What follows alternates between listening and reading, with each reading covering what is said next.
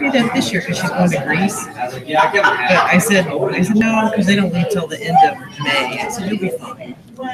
So you'll have to stay up there and take finals like you're supposed to. We're a little aggravated with Purdue. We took, I was telling Darren, we took Aaron up Friday, and the doors were cleared to open on the 2nd. Oh, yeah. But no food hall was open I know. until today. Yeah. I remember that from last year. And it's like, we're actually paying more for the meal tickets at Purdue than we are at IU. And IU's got 7 days a week. They don't even shut down for that Sunday like Purdue. So we're paying more for that. Yeah, the fees are No. all that great. I think it's probably better at IU. Right. Get the thumbs up there. Okay. All right. All right. Thank you all for coming tonight. It's the January 2018 school board meeting. As is our custom, we'd like to start with a word of prayer. If you'd like to join us. Mr. Thompson. Father, thank you for a new year to start and to celebrate our education here in Franklin. Pray for our teachers for this year and our students, and pray your blessing on them. Thank you for all that you do for us. In Christ's name. Okay, we will start with the reorganization of our board. We will start with the election of president. It's with great honor, I'd like to nominate Mr. Bott, please. Okay, we have a nomination. Do we have a second? Second that. Okay, all those in favor signify by the sign of aye. Aye. Any opposed by the same sign? Hearing none? All right, Mr. Bott, it's all you. All righty, thank you. For the next office would be for vice president. Do I hear any nominations? I'd like to nominate Mr. Thompson. I'll second that. Okay, thank you. Any discussion? Hearing none. All those in favor of Mr. Thompson as vice president signify by saying aye. Aye. Opposed? Congratulations, Mr. Thompson. The next office is for secretary. I would like to nominate Mr. Wertz for secretary. Is there any discussion? Hearing none, all those in favor of Mr. Wertz signify by saying aye. Aye. Opposed? Congratulations, Mr. Wertz. Next item is for the school, the board member salary. Current is $2,000 a year with no per diem.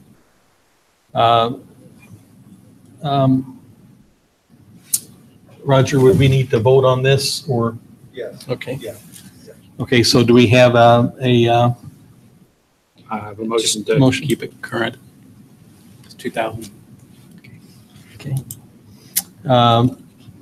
With that motion, is there any discussion? Question for Roger. Has the statute changed at all relative to this particular topic? No. What did he say? There wasn't any change in the statute. Okay. Okay, thank you. No further discussion, then all those in favor of this salary signify by saying aye. Aye. Opposed?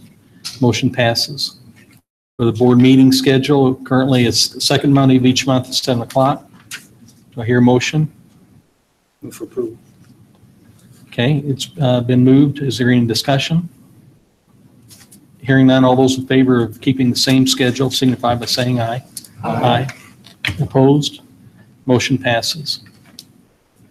For the appointment for the board members for the superintendent committees, currently it's Mr. Thompson for the Music Council, Mr. Lamb for the Athletic Council, Mr. Wertz for the Legislative Council, Mrs. On, Mr. Lamb on the Superintendent Strategic Task Force Council and Communications Committee, Mrs. Ott, Education Foundation, Mrs. Ott,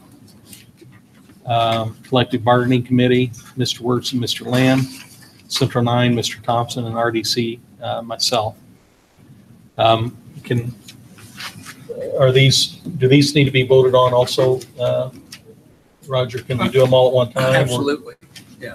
Okay, does anyone have a motion to? Danny, as I communicated to, I'm going to have an issue of being on Central 9 this year from a schedule perspective. Okay. So, All right. And we thank you for doing that this last year. And I have one follow question for Roger. These were appointments by the superintendent as opposed to us voting on. I just want to make sure that are we voting on appointments by the superintendent?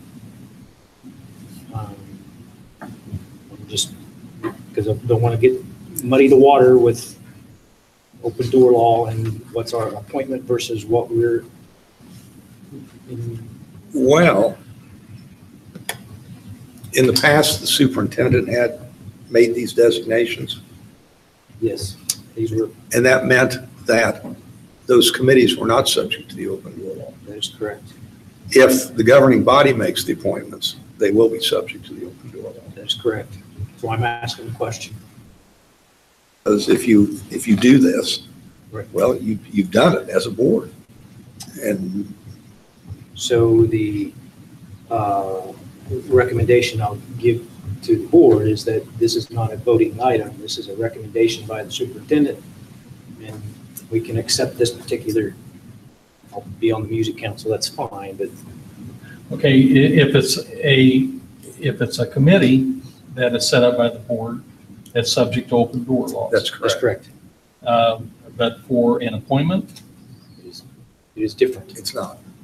And it has been that way since we've been doing this. okay, so then this is something that what? We don't vote on this. It's simply informational Okay, and an opportunity for any board member to decline the appointment, just as may have occurred with Darren. I mean, you need to know who he's going to put on these committees so you can choose to either accept or reject the appointment. okay. So Mr. Thompson would not, so the Central 9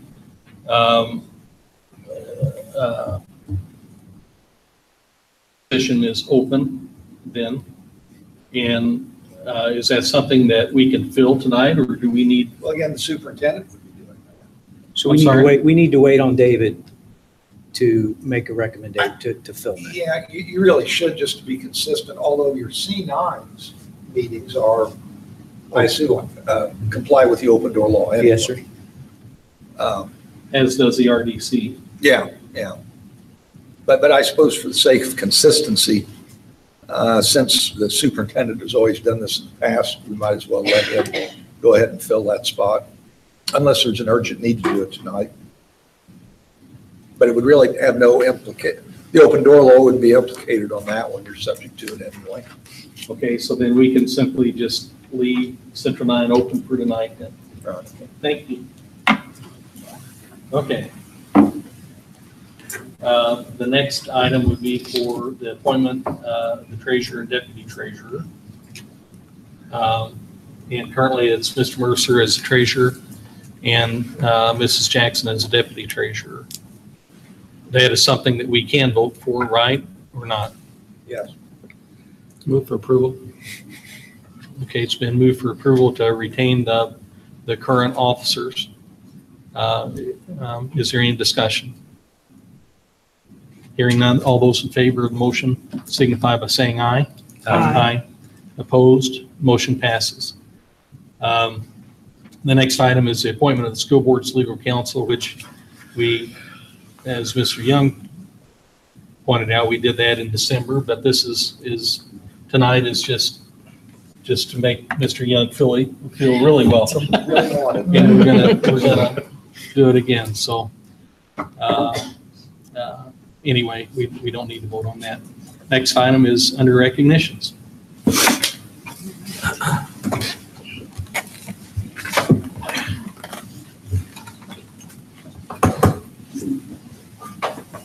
I always skip the best part of the meetings, which is the recognition part. And tonight, we're going to recognize folks that aren't necessarily just our teaching staff, or our coaching staff, which has been a lot of the adults we've recognized in the past.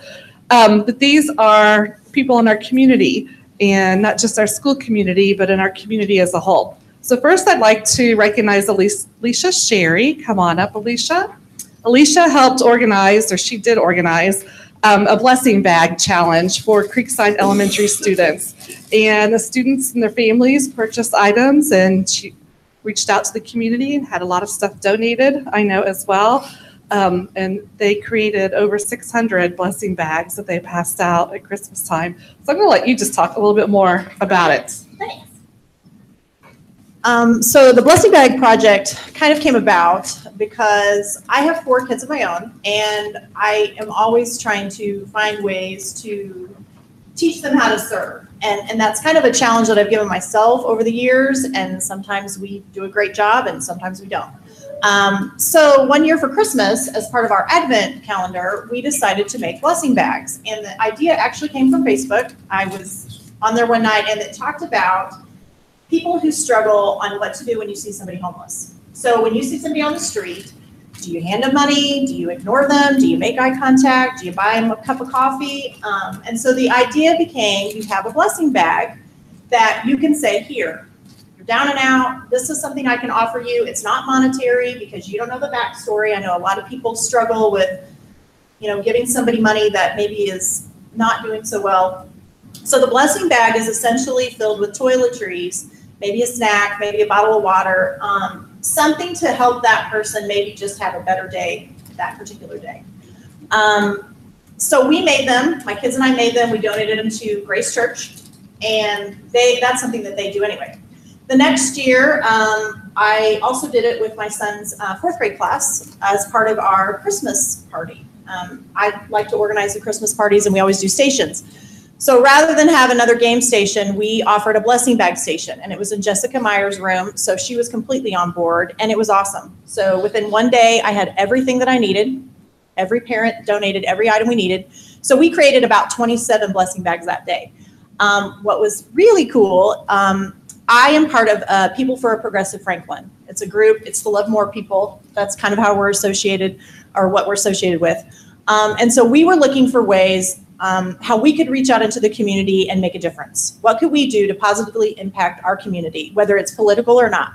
And so what we did, Aaron Davis, who works for Crystal Graphics, who essentially created the Love More sign, donated the postcards, and all the kids at the end of assembling their blessing bag got to write a really cool note to someone and put it in their blessing bag. So we were kind of putting everything together, and it felt good. And I think the kids liked it, and it was something different rather than doing the normal play a game or get something. So obviously it goes back to the age-old quote of it's better to give than receive. So this year, when I was meeting with a specialist teacher, I was at Union last year, I was at Creekside this year, PLC meeting, we're talking about, what can you do? They mentioned that they take a day right before Christmas to do something fun with all of the students. So they had talked about, they had like a candy cane contest, they drew gingerbread men, and I said, hey, you know what if we did blessing bags? And they thought, okay, so talk to Mark, talk to Sandra. My biggest concern, obviously we have a percentage of kids at our school that need blessing bags. And so I didn't want to make kids feel uncomfortable making something that they essentially need. And so Sandra and I talked a lot about it. I talked to Tess about it, and we decided that, it's not like we're pointing those kids out, that those kids want to feel like they're doing good too. And so it just kind of spiraled from that, and it really was overwhelming. There were days that it really kind of made a really bad day great when you get an email and somebody's like, hey, I've got, 300 waters for you. We didn't really have any issues. Mark may have a different, maybe he did, I don't know. I had no issues. There was not one complaint. And everything was donated pretty easily. Our Creekside families donated, the Franklin Community School Corporation donated, and then a lot of people from the community donated. So it really was easy to do.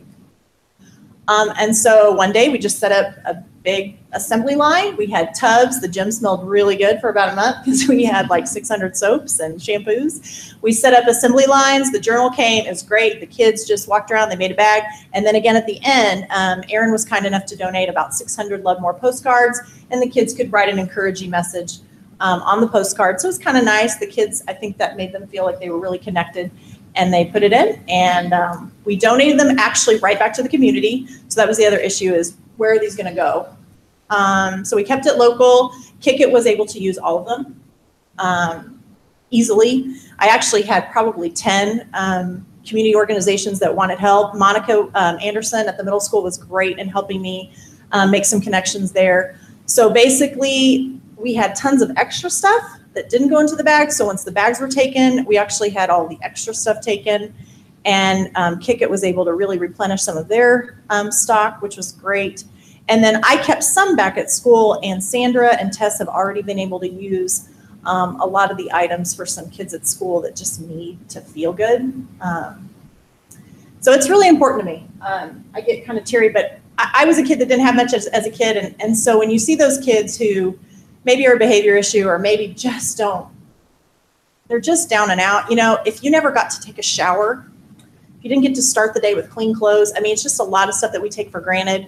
And I want my kids to understand that because, you know, of course they think life's so hard at our house, but when you get to, you know, take a shower and sleep in your nice warm bed with your nice warm blankets and have nice clothes, it's just something you take for granted. So that's how it came to be. I stole it from Facebook and I put it into action, and without the help of everybody else, I wouldn't have been able to do it, but it was pretty incredible and a great experience, and I really hope we can do it again. So this is an example.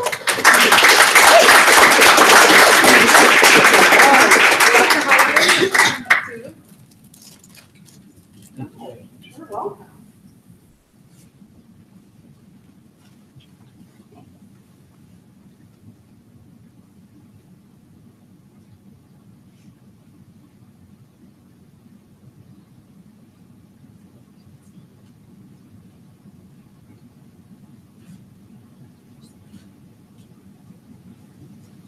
Thank you.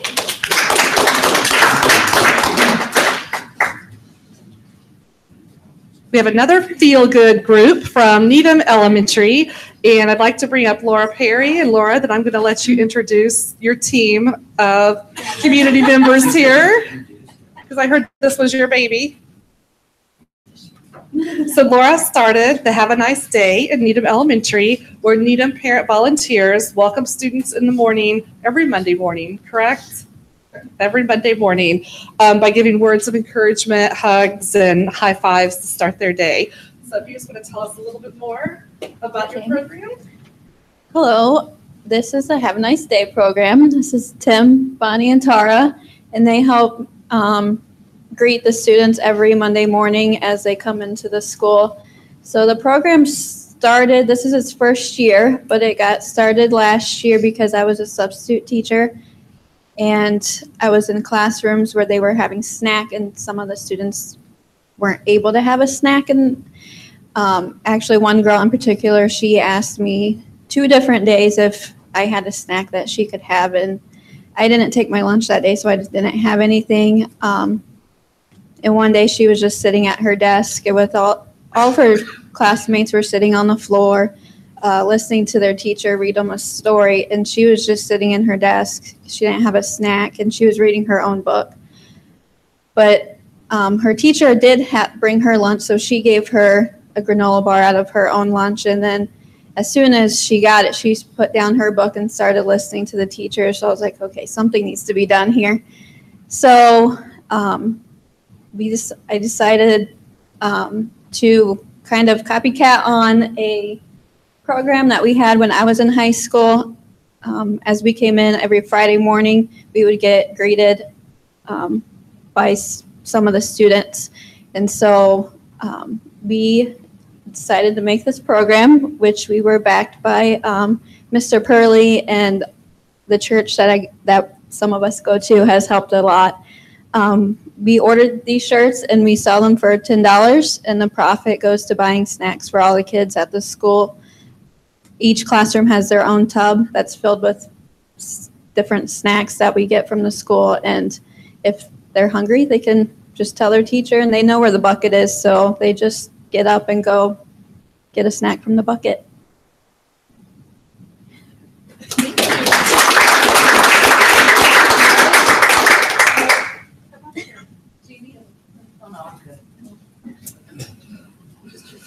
I was in charge. There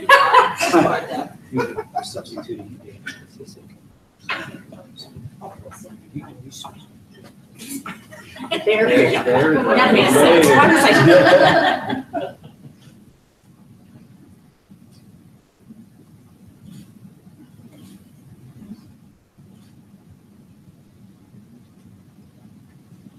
Thank you so much. What great examples. That's it.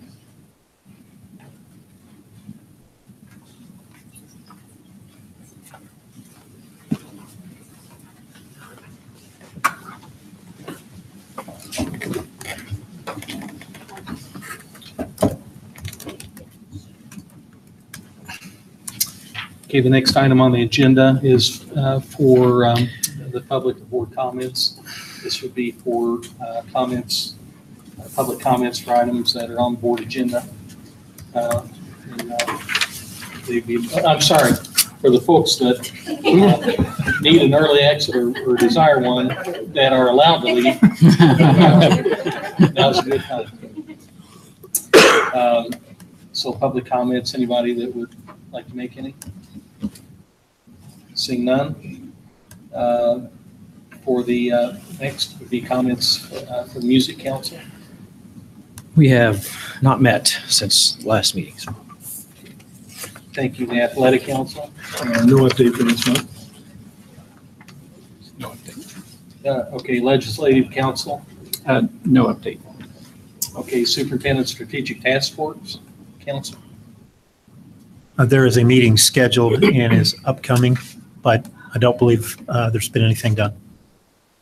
Okay, the Superintendent Strategic Plan Projects. We do have a couple of items moving forward. The Employer Choice Committee will be nearing completion. They will be here in front of you on March the 12th. We have another meeting coming up Thursday of this week, and actually an employee survey that will be going out next week. So we're moving on that. That's the only item to report on that. Okay, thank you. Communication Committee. We did meet right before Christmas and talked a little bit more about a product that I think, Robin, are we going to do like a soft rollout this spring of the Let's Talk? Is that what we talked about? I think we're going to talk about more of the union board meeting. Okay. And then bring it back to the Okay. It's a product where people can ask questions online and they will go to the specific people that they want to answer those questions. And there's a way for the public to talk and teachers and staff. And it looks like a pretty good way to open up the line of communication and keep things pretty transparent within the district. And then also on Wednesday, there is a coffee with the superintendent at 7 at Benjamin's. So if anyone would like to get a cup of coffee with Dr. Clendenning at 7 o'clock in the morning on Wednesday, meet him at Benjamin's. And that's all I have. Okay, thank you very much. Collective bargaining.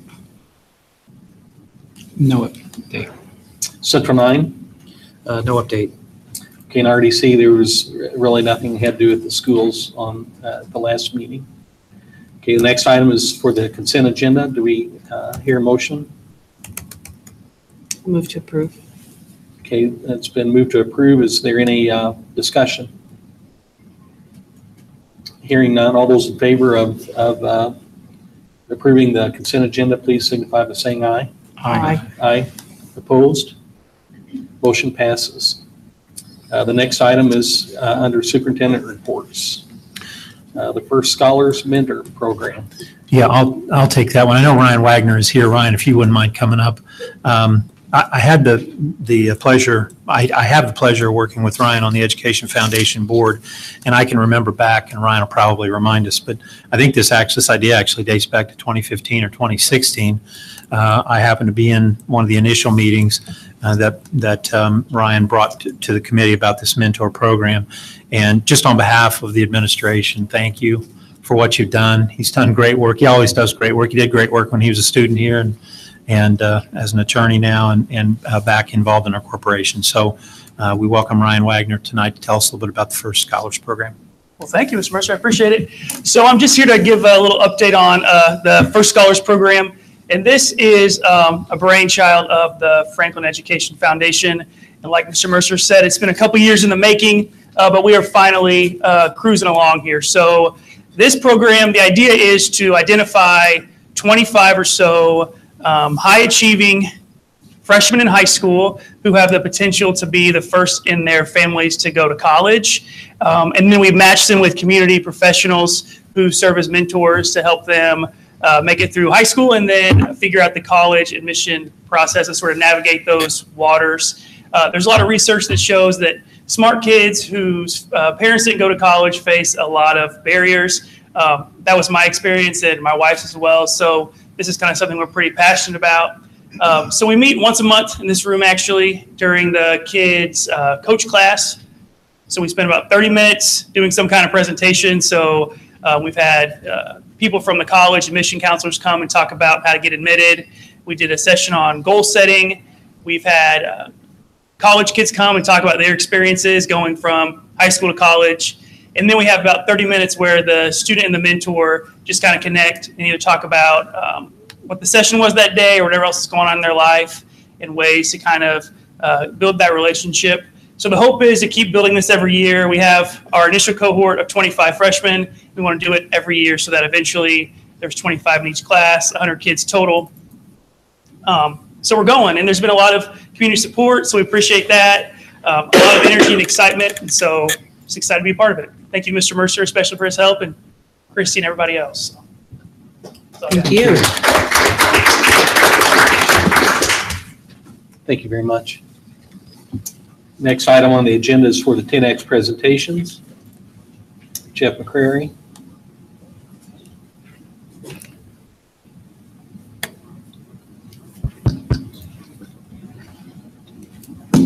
Colonial American Historical Tour and Science Inquiry. So I was told I could just click. Do I click on my name here? Nope. Yeah. Click on that, it'll open it up? Yep. Well, there's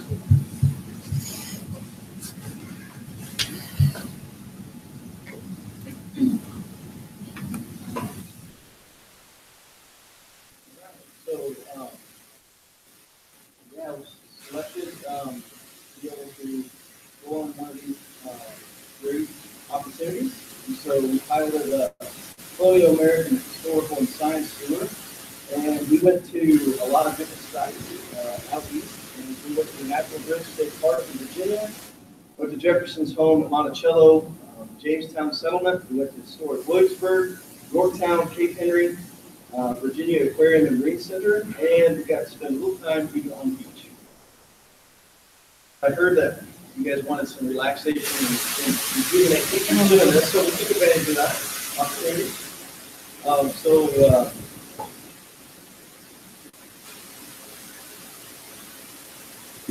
One of the things this provided me to do, and I'm a 3rd and 4th grade weekend teacher, so I teach 3rd grade to math, science, and history. There you go. Teach 3rd grade math, science, and history, and then I stay with that group of students when they move to 4th grade, and then I teach them 4th grade math, science, and history. I have a teaching partner, and then currently I'm a 4th grade teacher, so these students who I have right now, I had last year, and last year they heard about this cool thing I was going to get to go on, and I got to go on that during the summer, and so now they're reaping the benefits of that opportunity. So, some of the things then that I gained from that was a lot of knowledge, background knowledge, and experiences of being there and kind of living through some of that history and those opportunities. And so being able to see something as cool as this natural bridge is pretty awesome, which then we can use that to talk to the students about some of the science things like rock formations and rocks and minerals, weathering and erosion, and then the historical features that go along with that as well, which my kids I got to take my family with me, so they got to go, they're right there, and my kids were trying to recall some of the things that they learned as well on that trip. So, and at Jefferson's home at Monticello, this was originally not in our original application, and so we appreciate the flexibility too, as long as we stay within budget, to be able to change or adapt and do some things. And my wife was our great researcher, and she found that we could slip this in. She's always looking to get more things out of your money, so or at least spend more money. I'm looking to get more out of the money. And so she found this, and it was awesome. It was her favorite part of the trip, I think, other than maybe the beach. But it was one of her favorite spots. And it was really cool to learn and be able to see just this amazing thing that Thomas Jefferson had been able to do. And so, again, to tie that back into the classroom and just take the passion that I have to share with the kids historical things and then make it even stronger. So now I have even more passion, and I have this experience that I didn't have before of just reading something in a textbook and seeing a picture. It's not the same as actually being there, walking on the same ground that they once walked on. It's pretty cool experience. So, and then Thomas Jefferson was not just impactful in historical reasons, but all the literature and the science, things that I can incorporate back into the classroom to talk about too. That it's not being the author of the Declaration of Independence is pretty important, but he did a lot more than that. So then we ventured to Jamestown, and this was just another amazing piece of history to step back into and to join this this time frame, and just to kind of put yourself in the mindset of try to get the kids, when I talk about these things, to get them to just go back and think about what it would it be like if you were on this boat, you know, going somewhere where you really don't know where you're going. And it's more than just the Charlie Brown Thanksgiving pilgrim stuff, you know, that's similar, but it really helps to see these things. But then we picked up some more knowledge that we were there. We got this lady here was our tour guide. It was just something you could sign up to do. So we were like, okay, let's try this hour tour. Like, why not? We're here, right? It's free. So we went on it, and it was awesome. She was so good. And my middle daughter, Emily, she's always wanted to be a veterinarian. And after this trip, she's considering being an archaeologist now. So she really got into it and was wanting to know, what do you have to do to like become an archaeologist? There was this picture here. We're actually asking them, they're working, and we asked them if we could interrupt, and they said sure. And so we're asking them questions. So they were doing a live archaeological dig right there while we were there. So that was pretty cool. We got to go on this boat and experience what it would be like to be on one of those ships. And so these are some of the things that I want to bring back to the classroom, and I wish I could take every one of my kids with me every year, but that's not going to happen. So I'm going to do the best I can to bring it to them, since I can't take them to it. And that's part of what I think you guys want to accomplish with these grants. So at Williamsburg, we got to be there on the 4th of July, which was part of the reason why we scheduled that, to experience that awesome feeling of having Independence Day in one of the most influential pieces of history and cities in history at the time. We got to, these are my three girls getting to do an actual printing press from the 18th century, and they were making copies of the Declaration of Independence. So we got to keep one. They were only doing like the first 100 or something, so we were in line, and we got to make one of those. So that was a cool experience. There. Some more pictures from Yorktown. And again, these will be opportunities to use these pictures to hopefully show the kids and just work with them and talk to them more and more about all the things that was happening, even in the criminal justice system here. They did let us go. We paid our time. We went to Yorktown and got to learn more about the American Revolution. So I'll tie this in when we talk about the American Revolution in the classroom. And what an experience that was. I learned a lot more about the American Revolution than I thought I knew quite a bit. And once I got there, it was like, wow. And again, the experience of just being on the battlefield and imagining what these people were going through. And so I'll try my best to emulate that into the classroom. War. This building has like 3 of those cannonballs still inside of it. This is the cave that Cornwallis was hanging out in, hiding out when we had the surrender. So, oh, lost me. I have no idea what happened there.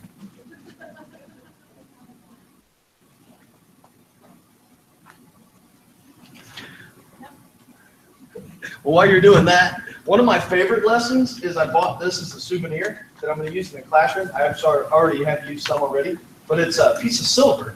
So for the kids to understand how money works back then, besides just bartering and trading, which we talk about, and then get into the actual money and this whole idea that paper money was not something that people around here would use to begin with, that if it wasn't silver, we weren't going to accept it. And then later accepting money, and then now what all the kids know, right, where they just swipe, and that it's paid for, or they hold their phone up, right, and it's paid for. So it's pretty interesting to go through these things, but then these pieces of silver can be used to teach fractions. And then and they really love it when I start cheering, 2 bits, 4 bits, 6 bits a dollar. And they're like, what is that? And I can explain to them what that cheer, where that cheer even came from. See, cheerleaders really are intelligent too.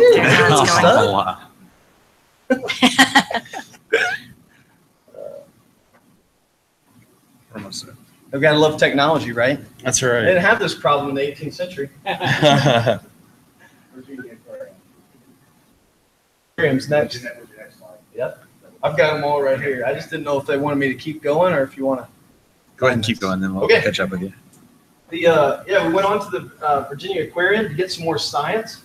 And so while we're there, obviously there's all kinds of science Topics at this aquarium. So I can tie in a lot of those things. I didn't put all these pictures in here. There's tons of pictures that we could go through. We got to go on a dolphin excursion too, and we got to see a lot of dolphins, and so we learned a lot of things there. We went to the Cape Henry Lighthouse, which was another amazing experience. That's the first lighthouse built, American lighthouse built.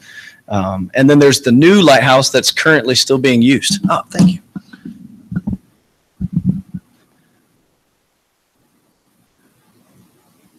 Okay, so this is the original one, and then this is the lighthouse that's now being used. We weren't allowed to go there because it's a military base. So we actually had to get permission. You have to show all your ID and stuff to come and visit, and this is pretty neat. But along the way, they did a really good job at this one because just like this sign right here, they had several of those signs. And so between my wife and I, I'm pretty sure we got a picture of every one of them that I'm going to use in my classroom for various topics in the classroom as well. So one of them was on erosion. It said that when they built the lighthouse, it was actually 500 yards from the ocean, and now it's 250. So we're going to talk about erosion and things like that. They talked about the shape, why they built it in the shape to withstand the different elements that you're going to occur there. That's why it's an octagon shape and so forth. Just the structure and intelligence, even all the way back in the 17th and 18th century. It's pretty neat. So here's another picture example of how they're trying to stop the erosion. You can see how it's working, so we'll use that. And then I have maps like this that we purchased and took pictures of to also, because all these things tie together. So up here you have your Jamestown settlement, and here's your Yorktown, and then this is where the French join in to help us keep the British from getting to Cornwallis and giving him supplies. Without the help of the French, we probably would not have won the war. And so all these pieces of where we visited all tie together. So that was pretty neat to see that. And I want to incorporate that all into the classroom to help the kids understand that too.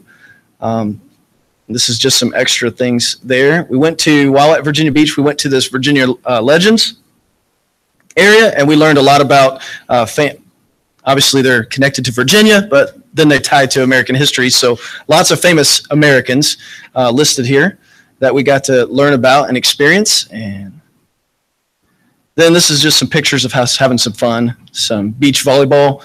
And with it being the 4th of July week, we got some more fireworks at Virginia Beach. So that was pretty neat.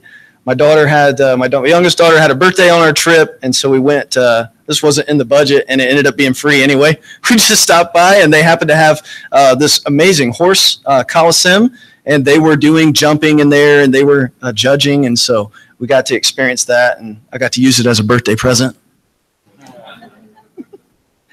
All right. And so this last slide, just wanted to say thank you. And I do feel like that I am, I don't know if I'm 10 times better or more than that, but I know I'm a better teacher as a result of this experience. And we want to thank you for giving us this opportunity that I would not have been able to experience. My family would not have been able to experience without it. And so I just really appreciate it. Thank you very much. Thank you. Next item is Jenny Deputy for the Sea Turtle Wisdom Return to the Beach.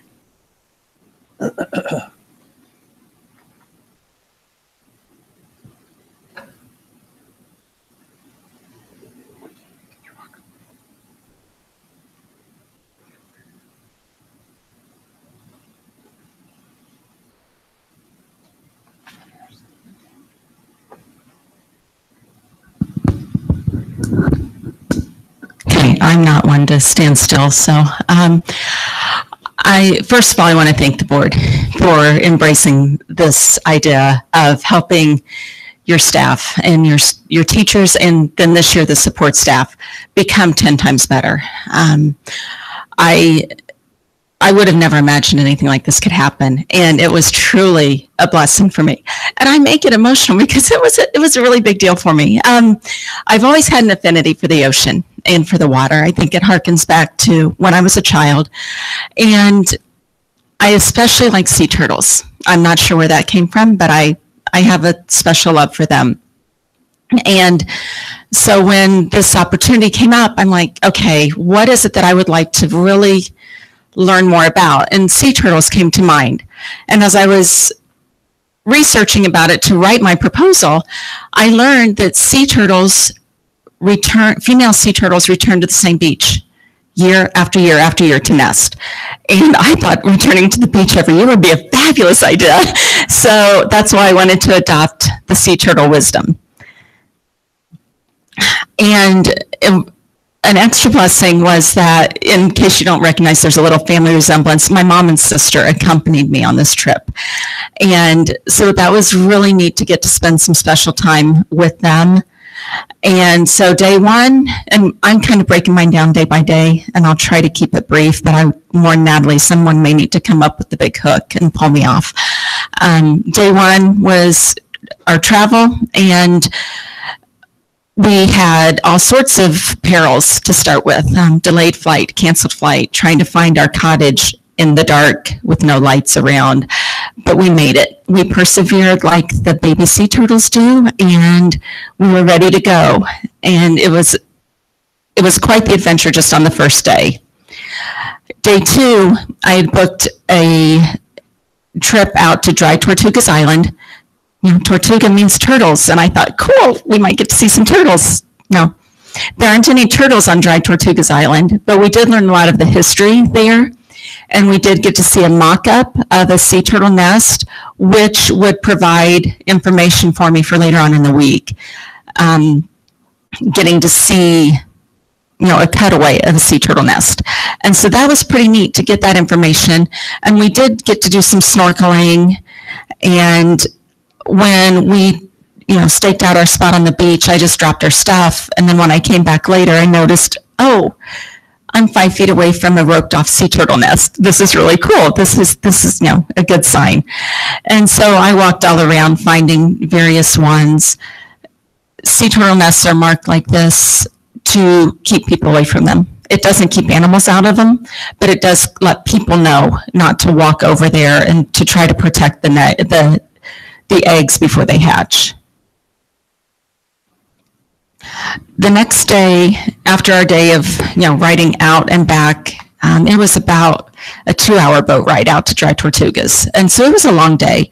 Day 3 was a scheduled rest day, and we also got to spend some time with my sister's extended family that lives down there and experience some of the local life, which one of those things was the Hungry Tarpon restaurant. This giant 200-pound fish come up to the dock to be fed. And they're wild, they're free to go, but they know better. They're gonna stick around and they eat, and it was quite a fun experience.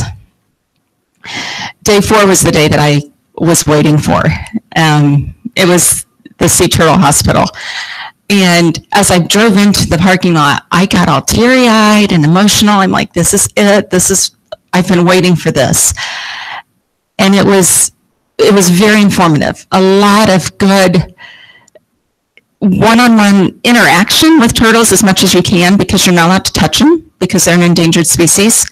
But we did get to see them up close and got some really good pictures, learned how the hospital takes turtles in and either rehabs them and sets them free, or they become permanent residents of the hospital. And one thing that I had learned as I was booking our tour was that you can adopt a sea turtle, one of the permanent residents. And so I decided that I would do that for Northwood Elementary. And being a special ed assistant, I looked at all the sea turtles that had the option to be adopted, and I chose Montel. Montel is named such. All the sea turtles that come in get a name. He is named that because he has had the most drama, just kind of like Montel Williams. So that's how they named him. But he is, as it says, he's the poster child for an injured sea turtle. If it can happen, it's happened to him pretty much. But he persevered, and he is living the life now. He lives there. He's taken good care of. And it just reminded me a lot of my special ed kids, that what they go through on a daily basis and the trials that they have to face, but they keep on going. And they don't give up. Just like Montel, he's been through everything. And he's got a good life, and he doesn't give up. So day 5 was, we took a snorkel trip out of Key West, and then just, toured around a little bit of Key West itself. And the captain of the boat that we went on is married to a teacher. So he and I had some good conversations, and he thought that the grant idea was a wonderful idea. And it was fun to get to talk to him, on a different level. And he said that we might see a turtle, very slim possibility, and we didn't, but they have had them where they anchor sometimes. But still, it was amazing to get to go in and see all of the sea life that was there, just snorkeling around.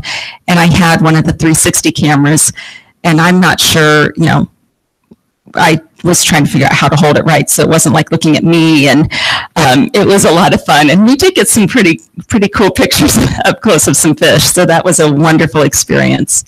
Had my first Cuban coffee, and it was really good. If you ever get a chance and you're a coffee drinker, have some Cuban coffee. Day 6, we left Cujo Key, where we'd been staying, to travel up to Sanibel Island, where we would spend the last 2 nights. My sister and I went for a walk along the beach. We did get to hop in the ocean a little bit. I did not make those sand sculptures, but I thought they were pretty cool and a good way to remember the trip. And it was gorgeous sunsets, just beautiful water and listening to the ocean.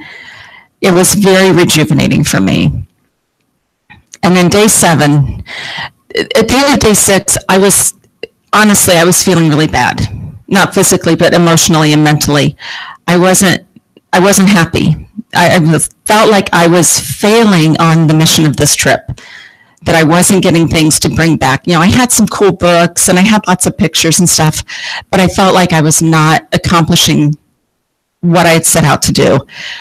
Until day 7, when my sister and I got up at 5 a.m. and met a sea turtle walk volunteer on the beach.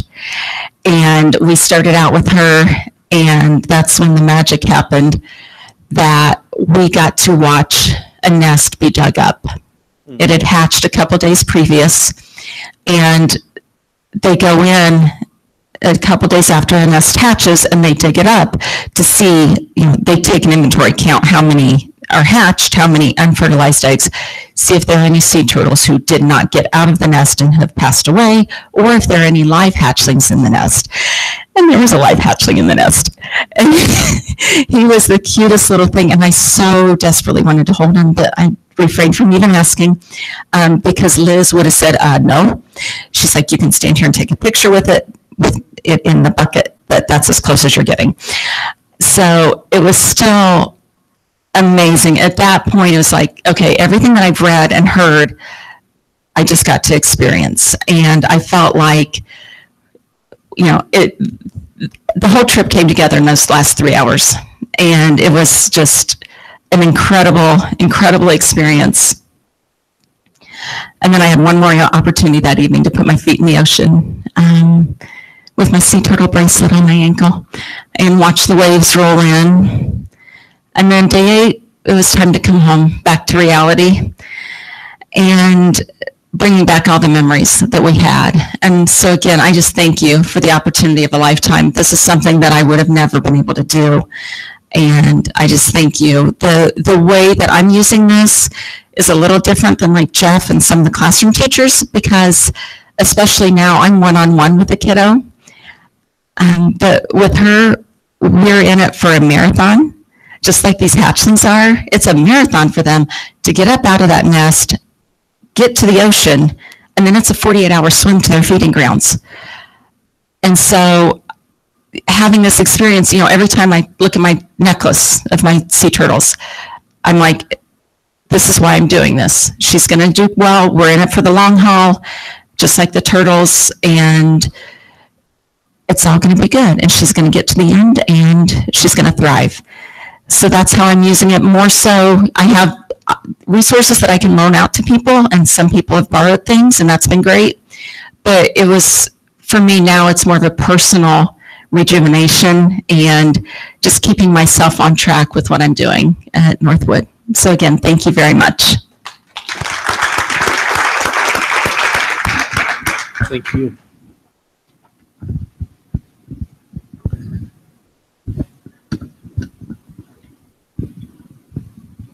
Next item on the agenda is for the FCHS Alumni Hall of Fame. Mr. Mercer. Just want to make a couple of announcements relative to the Hall of Fame. We are accepting applications at this point for the 2018 Hall of Fame.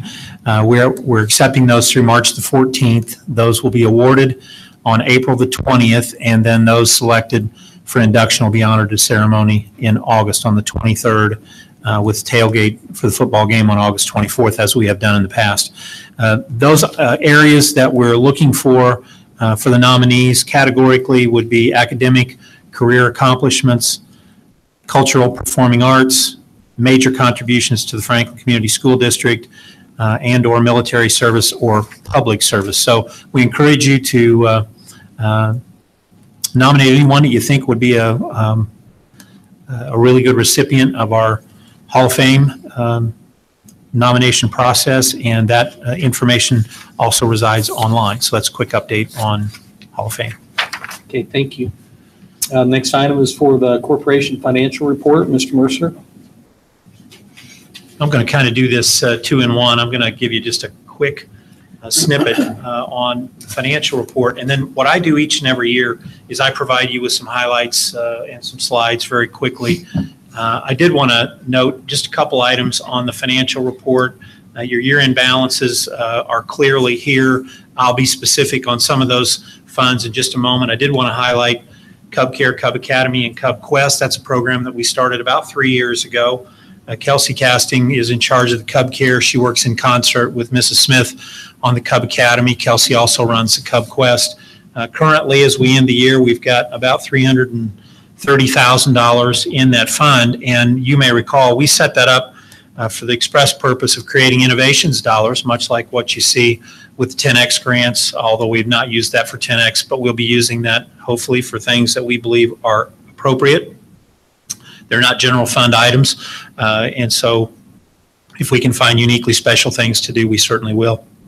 With the Employer Choice Project, I think you're going to see that happening in the not too distant future. So let me get to the year-end update here and share with you some information that I think might be important and relevant.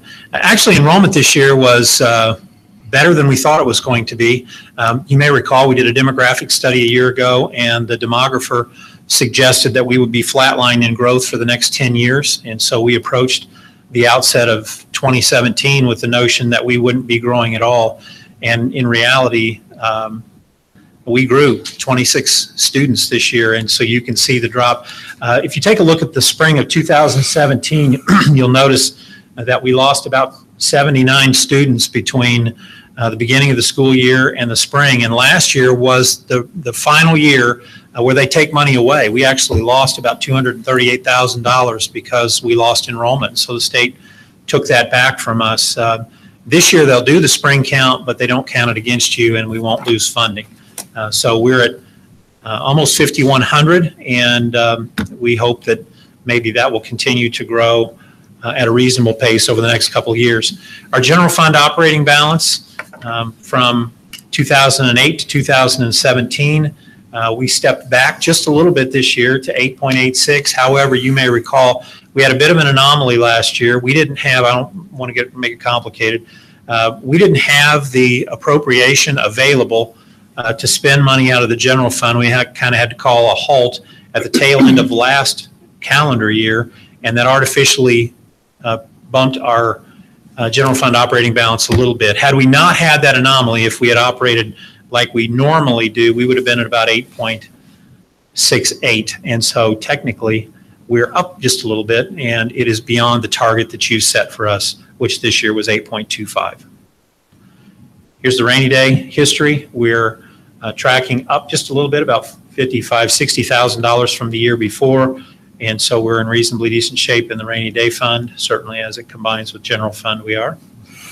This is our circuit breaker loss from 2011 to 2018. The number in red for 2018 is an estimate that we have been given by Policy Analytics. The state of Indiana a year ago suggested that we would lose over $14 million. It ended up being $3 million, so to say that my confidence was rattled a little bit is a gross understatement. And so we have begun work with a firm called Policy Analytics that actually makes these kinds of estimates, and in their work with other school districts, they've been pretty close.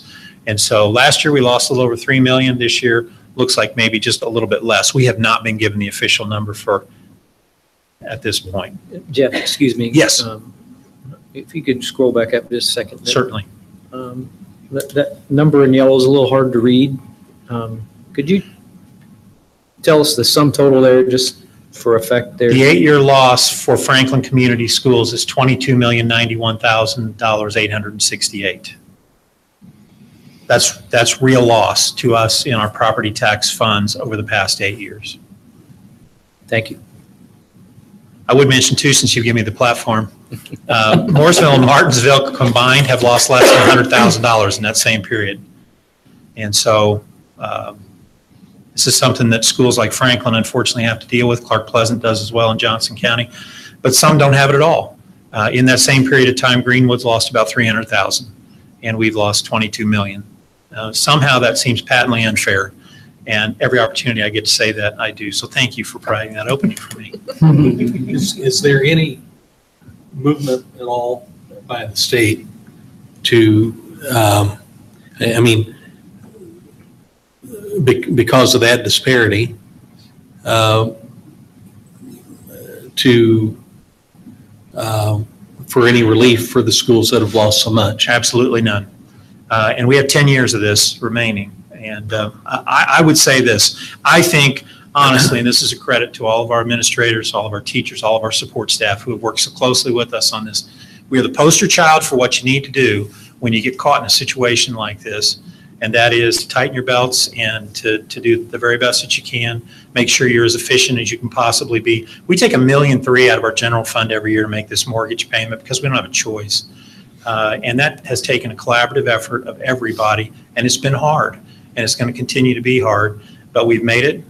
We've managed through it. We're going to continue to manage through it. It's one reason why the Employer Choice Committee is so important to me, and that is because it's about taking care of the folks that work so hard every single day here, and we have a bunch, and they're sitting in this room. And whatever we have to do to make that work, we have to do. We have to figure it out. Failure is a non-entity. If you want to see that, take a look at what's happening to Muncie or Gary, where the state of Indiana's coming in. They've come in and they've taken over, and they tell you what to do rather than the other way around. And we don't want to get in that situation. And with everyone's help, school board, superintendent, all the way down, we've been able to do that. And we will continue to be able to do that, even though it's patently unfair. The last one is the average age of the bus fleet. I share this one with you as well. You will note that the average age has gone down just a little bit. Doug was able to buy a couple of buses this year, and but probably more importantly, got rid of several buses that were the older buses for us in our district.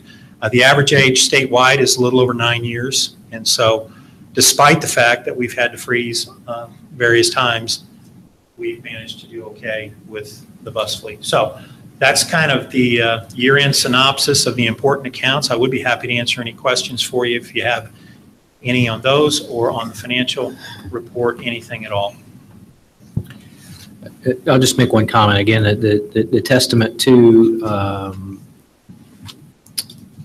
your leadership and several others with having a $22 million loss and at the same time being able to correct the curves that you showed earlier with the general fund operating balance to maintain our cash reserve at a healthy operating balance as compared to earlier in 2008, 2010 when they were,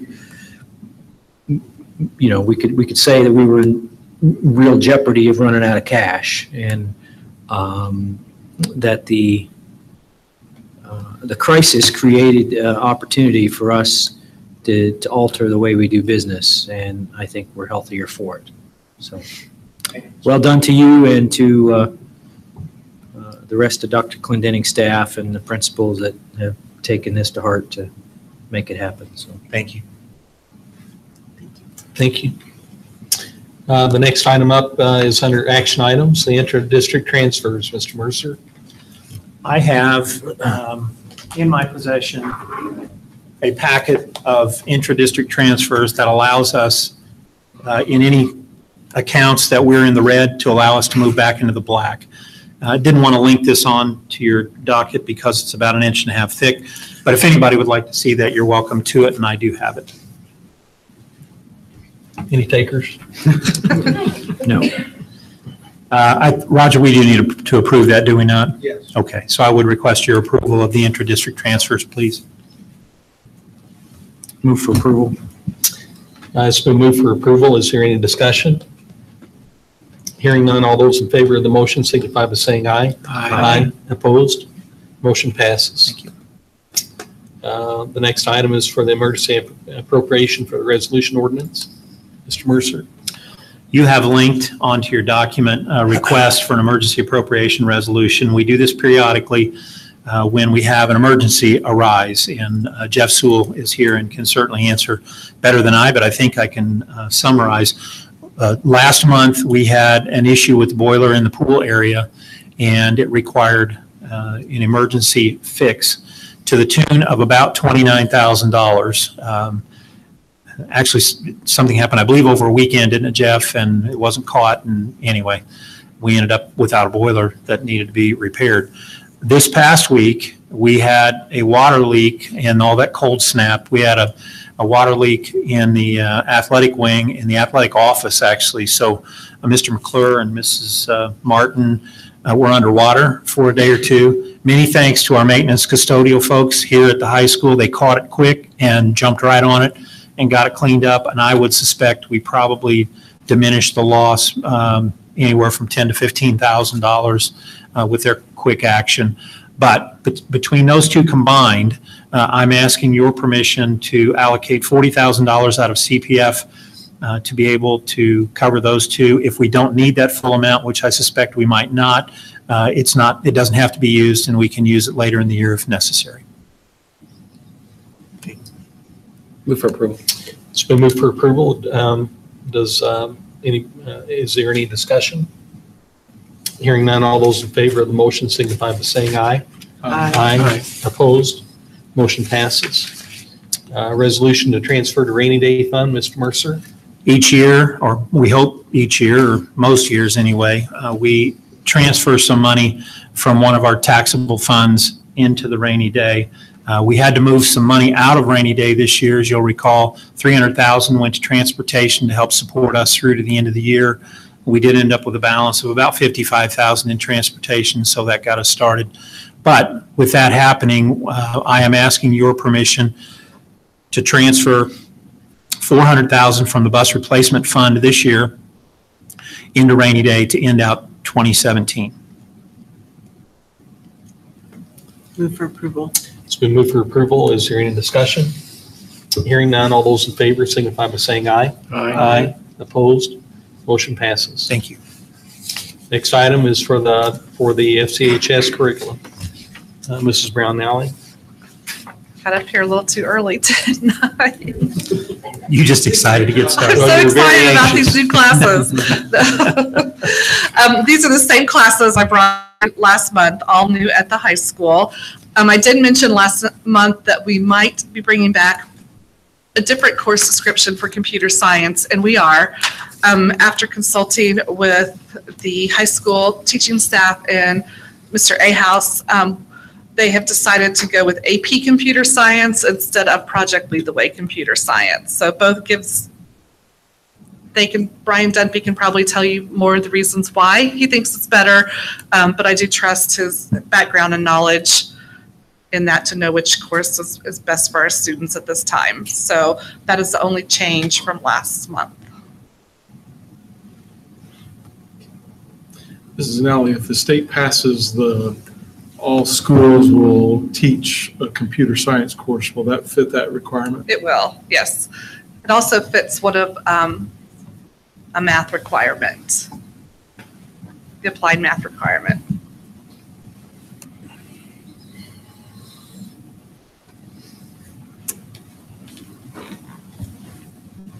It's been moved for approval. Okay, it's been moved for approval. Is there any discussion? Hearing none. All those in favor signify by saying aye. Aye. Aye. Opposed?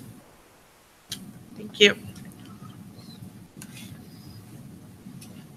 Next item, under discussion items would be for the Neola policies. We have a bevy of policies for you to peruse this month. Dr. Clendenning asked in his absence tonight that I call attention to policy 6605, the crowdfunding. That's in governance of the GoFundMe type initiatives that have become popular in recent years. And just to highlight the notion that in order for that to happen in our buildings, it has to be approved through the superintendent. And so anyone, administrator or teacher alike, would need to run that through the superintendent. So he wanted me to draw attention to that one.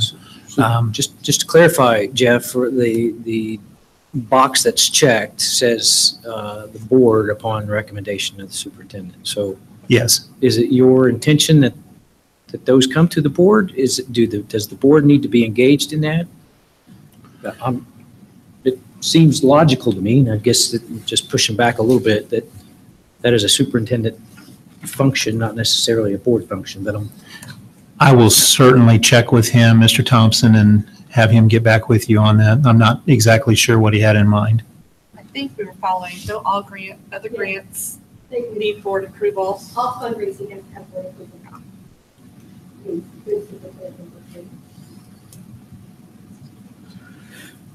well, I understand.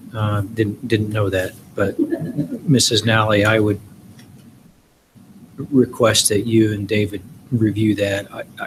Sure. Unless, Roger, there's a legal imperative here. Yeah, I don't claim to have a lot of knowledge about GoFundMe, but donations to the corporation do have to be approved by the board. Applications for grants where the funds will come to the school corporation has to be approved by the board. I don't think GoFundMe is exactly like that. Is it? I mean, the money's not going to go directly into a corporation account, I'm assuming. Correct?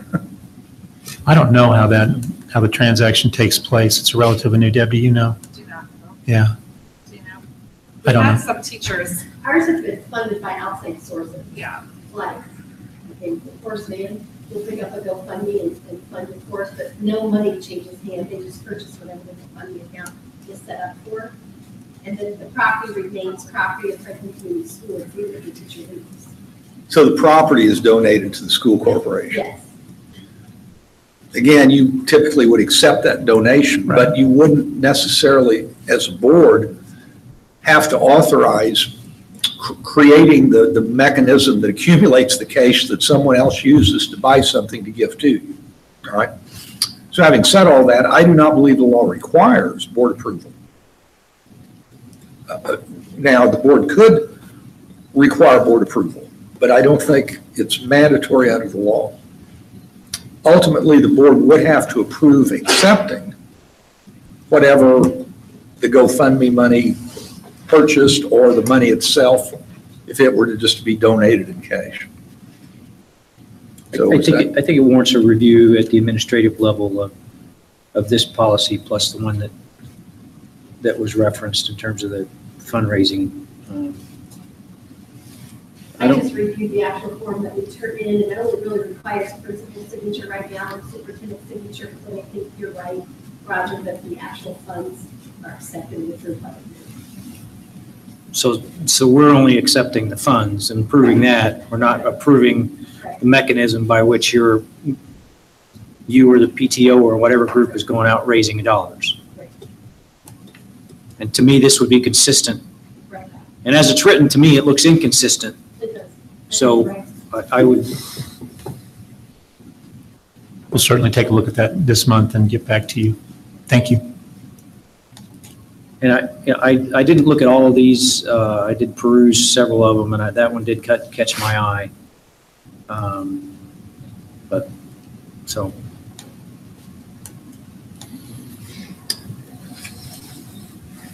Is there any other discussion on any of these at this time? I do have one other question in terms of the graduation requirements. Does this current policy now reflect either the approved change or proposed change at the legislative level for whatever additional requirements that students are going to have for either volunteering or for a I'm losing the word I'm looking for here, an internship, et cetera. Does that? The pathways, you mean the Yes. pathways requirements? Not completely. No. We're still catching up from the I last believe so. change. So Has that pathways been approved?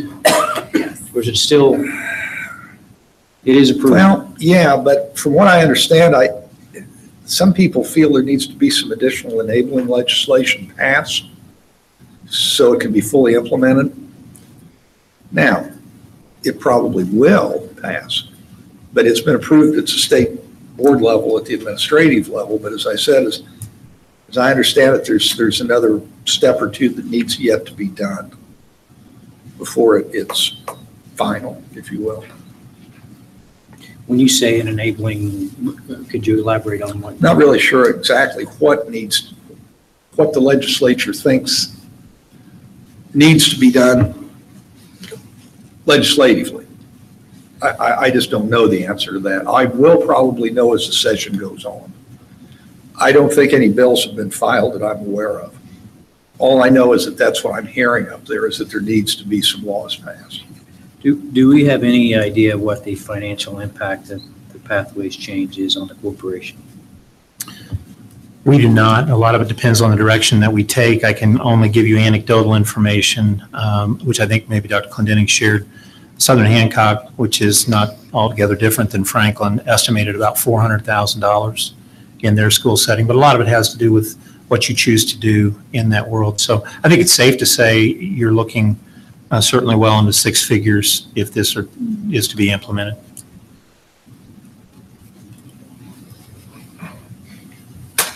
Okay.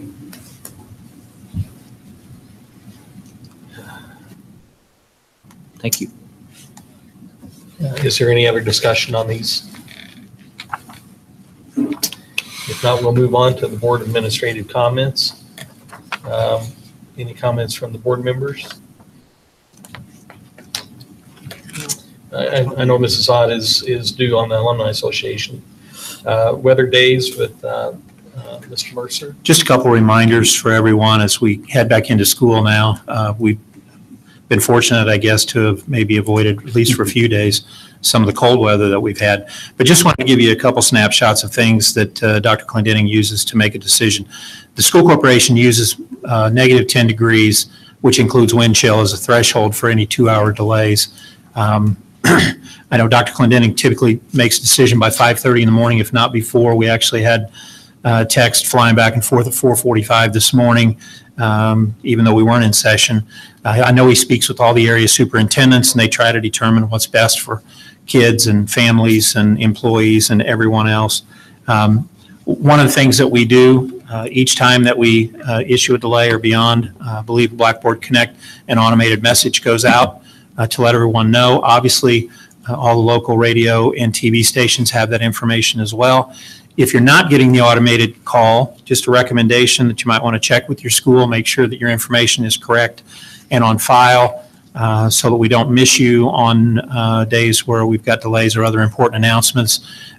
So a question that we periodically get is, you know, didn't look too bad in my area. Why are we calling off school, or why are we delaying school? I think it's important for everybody to remember, we have 112 square miles here in Franklin schools. We stretch from Shelby County line to the Morgan County line. We have some areas, especially in the Union Township area, that can be really tricky. And so I know Dr. Clendenning tries to take all of that into account as they make decisions. We do have a number of folks on the road. Mr. Sewell was out this morning and texting back to everyone. Dr. Clendenning's out. Doug Dickinson and a whole litany of others are out looking at roads as early as they can. So anyway, just a reminder as we head into some bad weather, that's some of our guidelines, and they are posted. Robin's got it up right up there on the front page. Okay, thank you. Background check. Just a quick note on background checks. We are now required by House Enrolled Act 1079 to do background checks every 5 years on every employee. Dr. Clendenning has chosen to do all of those background checks at once, so we kind of get caught up, and then we'll have to do periodic background checks as new employees enter on. That will start in January. It's a monumental undertaking for HR, but at the end of January, we will have done background checks on all current employees. Okay, thank you. High School Alumni Association, Mrs. Ott? Well, it's more of an alumni directory, which may in the future turn into an alumni association for the athletic department or the music department or whatever. But we're Mrs. Nally and Mr. Doty and Robin and I all met a few times just to kind of go over this. There's a company that will do this for us for free. So we're going to give everybody the heads up that there will be postcards going out to all current and past alumni. You know, everyone should be getting a postcard, and it's not a scam. Please call the number on there and get all your information in there. So, and then once all that's compiled, and it's going to take months, it should be ready in just about a year, 10 months to 12 months. Everybody will have an opportunity to purchase one. We will have some here at the school. They're going to give us some, but this is at no cost to us. So it was kind of a win-win situation. Let's just see who we can find and where they are. Mr. Sprout has so kindly volunteered to help us get what information we have to this company. So, you know, in 6 months or so, maybe I can come back and give us an update on where we are with that. So should be fun. Okay, thank you. Now, the next item would be listed under calendar. We have a number of things going on here in the month of January. I wanted to remind the board, and Dr. Clendenning asked that I did that. The Coogee kids come tomorrow, and there's a dinner on Thursday night, I think at Court Street Cafe, and I think Nat's probably gotten with all the board members that were interested in attending. So we're excited to have the kids from Coogee here again. On January the 10th, there's a coffee with Superintendent at Benjamin's at 7 o'clock in the morning, I believe. Dr. Clendenning starts his day there a lot anyway, so please show up and touch base with the superintendent if you'd like to. It looks like next Monday, it may be fortuitous. I don't know with the weather that's impending for us. Martin Luther King Day, no school next Monday. That may work out in our favor. We'll see. The Superintendent's Task Force at the high school on January the 17th. I believe we're going to be talking about Title IV dollars and ideas for how that might work. So we encourage anybody that's interested to come to that. We have a quarterly board meeting at Union Elementary, 7 a.m. on January 26th for the board. We'll be out to see Mrs. Smith and the crew, the Ramblers, on that day. And then January the 30th, business luncheon at CBIS in the LGI room. I know Mrs. Betts is working on getting that coordinated 11 to 1 that day. And so we'll be inviting our business partners in for that presentation. That's all on the calendar. Okay, thank you. Okay, the next item is for public comments. Anybody from the public that would want to comment on anything that's not necessarily on the agenda? Seeing none, Mr. Thompson? Move to adjourn. Thank you.